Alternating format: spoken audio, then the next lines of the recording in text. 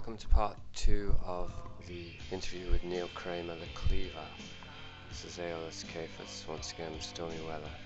We're going to pick up right where we left off in the last part, with me groping for a suitable response to some of the phenomenal notions that Neil was pitching my way. Everything that you've just said, I'm thinking I've got free will now to make any comment I like, and that's completely paralyzing me. Yeah, free will is the bond of mankind, according to Sartre, isn't it? Yeah, you see, my experiences of free will, well, one thing I'll say, which is very sort of a simple summing up, is that I feel my experience is that we only begin to have free will when we accept that we don't. We only begin to make a move towards freedom when we Yeah. realize that we don't have freedom, that we're slaves. So there's that.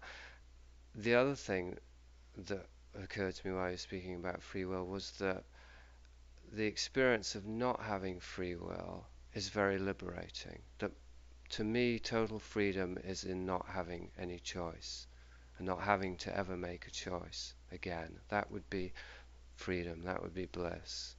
Because surrendering to a Yeah. system, to a conscious system that is this universe, galactic system that we're in, which is a component within it, is allowing the intelligence of the system to take over. And then let the universe make the decisions, let God make the decisions, however you want to understand it, and just be a component within that system. And then, of course, if one surrenders to the greater consciousness, the four-dimensional awareness, then we're both here and not here, aren't we? We can see the point of the laser on the map, we can experience that, Yes. but we can also experience the whole laser, the light beam as it's emerging from the source. So we're both here and not here, and so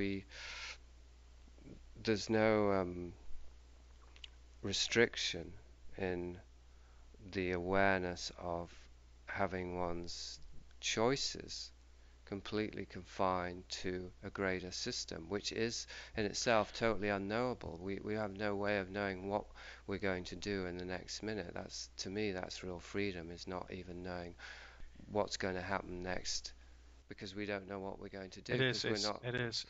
It's a big paradox, and I don't think there's many people who can relate to this, because I know I've had a hard time with it, and this where psychedelics have been invaluable to me, because I've had to surrender. I've absolutely had to surrender the illusion of choice, because when I didn't, in that heightened state of awareness, I was in a state of absolute paralysis or hell. It was like being damned, clinging to the illusion of a self. It was only when I let go of that illusion that I realized that there was nothing, absolutely nothing to fear, because there was nothing to do. It is a funny thing to get to grips with. If funny is perhaps not the most apposite word, but it'll do.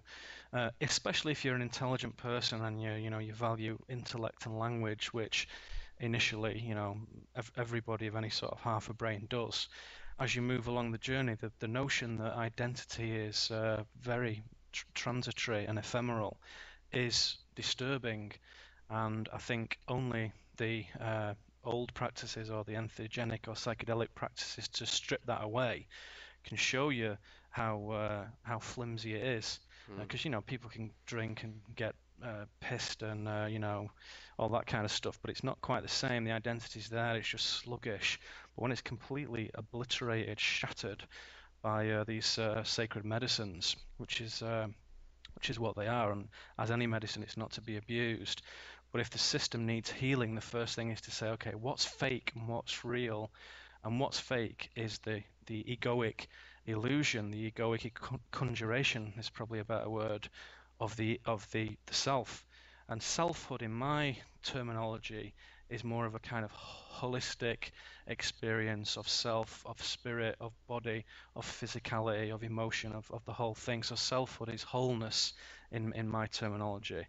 Um, I think if you travel back up the laser, that is the creative process. It's understanding that what's coming out of your mouth and what you paint and what you write and what you do and what you say and think, even in those little tiny intimate moments and very faint, subtle reflections that you may do on your own in the middle of nowhere. All those things are coming from source. They're just being expressed through you. Mm. So if you can, the further back up the beam you go, the less frightening that becomes, and the further down the beam you are to the point where it touches the map, the scarier and more isolating and separating that feels. So we can philosophize about this a lot, and certainly in my younger years, I kind of understood some of this, but actually to have it inside you as felt experience for the journey is vital. And personally, I think that for those with will and integrity and self-control and balance, psychedelic experiences and creative experiences are the sort of shoehorn, if you like, to get back up that beam and take a look down. But as we've said, one must be careful and show a little bit of restraint and some sort of attachment to what's important, that you live and breathe and you don't set yourself on fire, and maybe somebody's kind of keeping an eye on you or whatever. Mm. Yeah, because Just in case anyone jumps out and buys 60 strength salvia after this, you, maybe not. you're just covering yourself there, Yeah, I want a eh? disclaimer at the end of this, okay? Well, what you're describing there is bringing it back to the original question, was like the parallel between psychedelic experience Yeah. and the creative one. They're both ways to surrender control, aren't they? Because you can't be truly creative if you're trying to direct it with the ego, and you can't have anything but a hellish experience on powerful ethnogens if you want to hold on to your identity, right? Yeah, and that's what kind of exposes people like Richard Dawkins, that for all his kind of intellectualizing of the atheistic fallacy, Mm. um, it's a false dichotomy, and that's pretty clear to anyone with with a mind to look at it. But what it also shows is that how corrupting and distorting identity can be, Mm. because I've never seen an example of someone who is so mired in his own identity, and I would love to give him some medicine and just hold him in my arms as he goes off on the journey, and then see what he says when he comes back. Yeah. Okay, well, maybe you should email Rich and tell him what you just told me. Do you think he'll be up for that? No, I don't. No, no, no.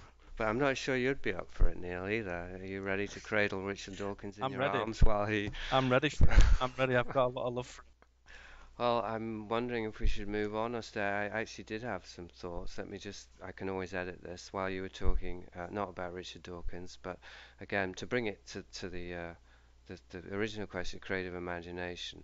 I'm actually making notes while you're talking, because otherwise I don't know when you're going to stop, and then chances are you'll stop, and I'll completely lose my thread in that very moment. So I've been it. Yeah, taking. these subjects tend to be rather digressive, don't they, really? Yeah, well, it's not really digression, is it? It never is. That's the thing. We're mapping, and so That's right, yeah. It's wherever you free end up form. on the territory, as long as you can connect it to where you started, that's my job as the interviewer, I suppose. But that's also Yes. what we have to do if we're actually going to share our researches and have them make sense to anyone else. I guess we do have to join the Mm. dots to some extent. Yeah. So creative imagination. You were talking about the Matrix, and it sounded almost like a contradiction. I'm probably going to digress before I've even started what I wanted to say now, but um, you were A pre-digression, yeah.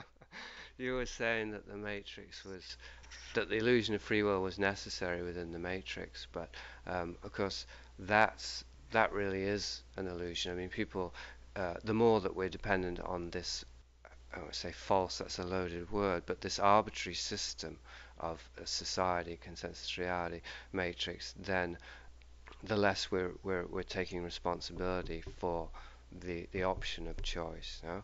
And so, but this consensus reality, I mean, the limitations of it and what makes it so confining, in my opinion, in my experience, is that it is